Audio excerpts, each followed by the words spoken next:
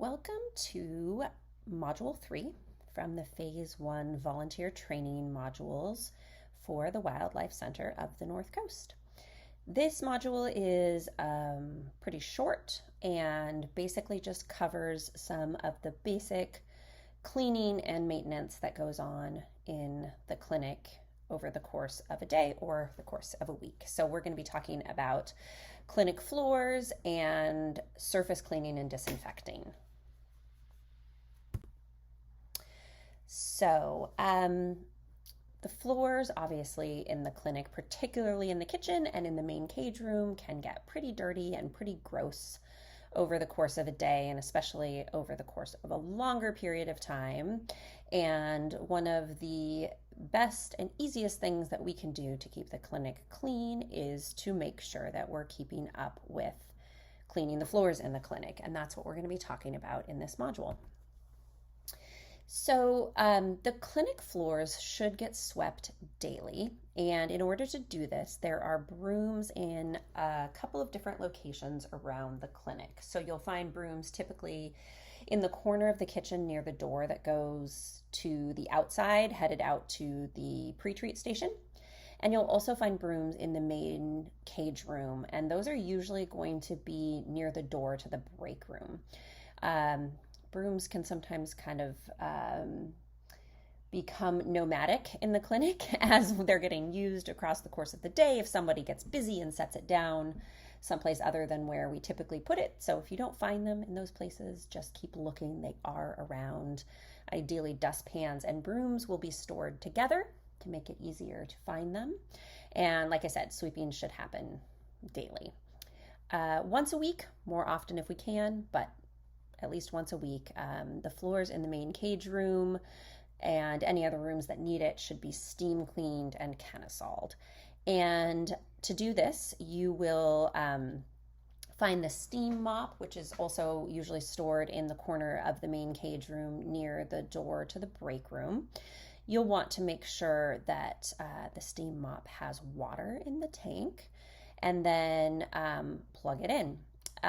There will be also on the cart that is next to the door to the break room the pads for the steam mop. So you can get one of those pads. I think they're usually white with sort of like gray chevron kind of stripes on them. Get one of those pads and put it on the mop. And it actually probably makes sense to put that on before you plug it in. And then once the steam mop is hot, what you can do is just pour some of the diluted Kenasol solution that you see in that gallon-sized jug in the picture here directly onto the floor. So you're going to wet the floor with the Kenasol and then use the steam mop to clean it up.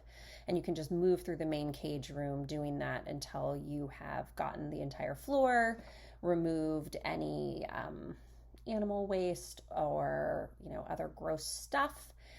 And then when you're done, what you'll want to do is unplug the mop, put it back where it goes, and then the pad that you used for mopping the floor will go straight into the laundry. So those are washable. If you're doing the laundry and you find those coming out of the dryer, they'll go back on that cart where the supplies for mopping are stored there by the door to the break room. So main cage room is typically the priority for mopping, but again, if other areas of the clinic building are getting gross, or like if there's a lot of stains and debris and stuff on the floor in the kitchen, and there's time, definitely look at doing those areas as well. And the other thing when it comes to keeping the clinic clean and looking good is surface cleaning and disinfecting. And when we say surfaces, we typically mean like countertops, the exam table, the top of the freezer in the kitchen, things like that. And we'll talk more about the kitchen in a future module, but basically keeping surfaces clean is a great way to make sure that pathogens are not spreading between patients, that as the people working in the clinic, we're not getting animal waste or potential pathogens or things like that on our own skin. It just generally makes things look better, smell better, and seem cleaner. So Usually what we're going to be using for surface disinfection and cleaning is Kenasol for both. And the important thing here is that although Kenasol can clean and Kenasol can disinfect, it doesn't disinfect unless a surface has already been cleaned. So essentially, if you are going to clean a countertop and you see any sort of visible dirt, waste, debris on that counter, it can't be disinfected until it's been cleaned of all those things. So sort of think of Kenasol as something that needs to have two passes in order to disinfect. The first one is going to be clean and make sure that the surface is free of any debris or any sort of visible dirt. And then the second round of Kenasol is to disinfect. So, spray everything down with Kenasol, use a clean rag to wipe it up, make sure there's no dirt, no debris, you've gotten everything off. Then you can go back and do it a second time to disinfect.